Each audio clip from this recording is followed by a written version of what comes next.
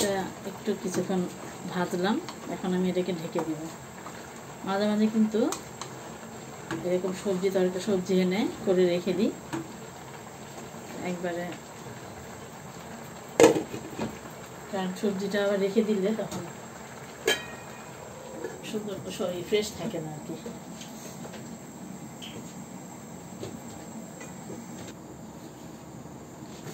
এক ভাইকে দাওয়াত দিয়েছি, আর ওই কয়েকদিন আগে দাওয়াত দিয়েছিলাম, তো সে আর কি তখন বিরিয়ানি করেছিলাম, রোস্ট, তো সে খাবে না। সে বললো বাংলা খাবার খাবে, মানে খাবার, দেশি খাবার খাবে, ডাল ভাত এসব খাবে। তো সেই কারণে আর কি একটু সবজি ভাত এসব খাবে, সেই কারণে একটু সব রকম সবজি করা হচ্ছে। আর যে কড়াইতে তেল দিয়ে দিলাম, আমি একটু মুরগিটাকে একটু ভেজে নিব। এই যে মুরগিটাকে একটু ভেজে নেব। এই যে মুরগিটাকে খালি একটু জাস্ট লবণ আর একটু মরিচ দিলাম, হালকা একটু ভেজে নিব।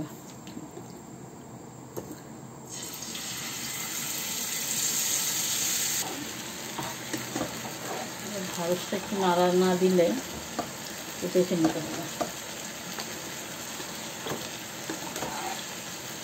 এদিকে চিকেনটাও এই দিয়ে দিয়েছি।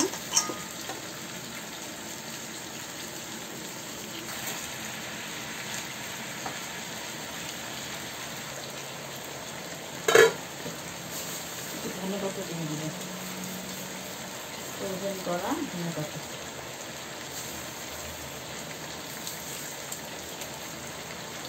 হয়ে এসছে। এইদিকে মশলাটা কষানো হয়ে গিয়েছে, এবার এই মুরগির ভাজাটা দিয়ে দেব।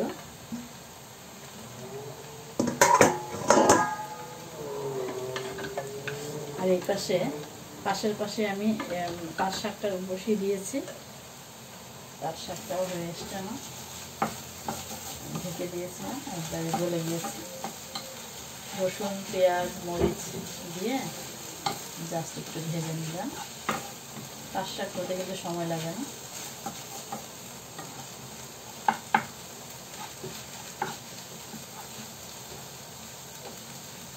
এটাকে আবার ভালোভাবে কষিয়ে হালকা ঝোল দিয়ে দেব একটা আলু, বড় একটা আলু।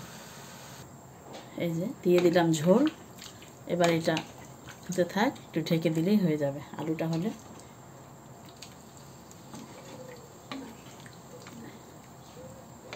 আর ওই পাশে আমি শাকটাও হয়ে গিয়েছে, আবার স্পিনাচিটা বসাবো। এবার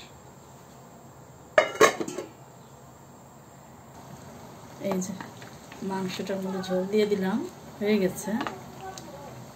একটু হালকা ঝোল, একটু হালকা ঝোল থাকবে, যেমন হয়ে গিয়েছে। আর এই পাশে আমার শাক রান্না করবো স্পিনাচি চিংড়ি মাছ দিয়ে। এই যে চিংড়ি মাছটাকে ভালোভাবে কষিয়ে নিয়েছে।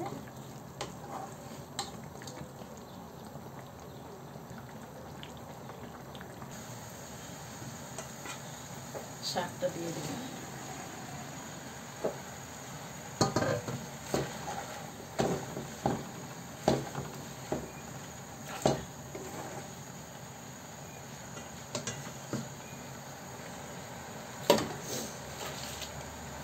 শাকটা দিয়ে দিচ্ছি, স্পিনাচি।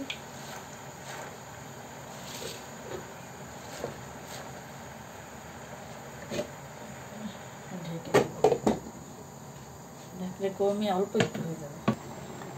আর এই যে শাকটা নাড়া দিয়ে দিচ্ছে, একদম কমে যাবে, আরও কমে যায় শাকটা, এত কমে যায় স্পিনাচি।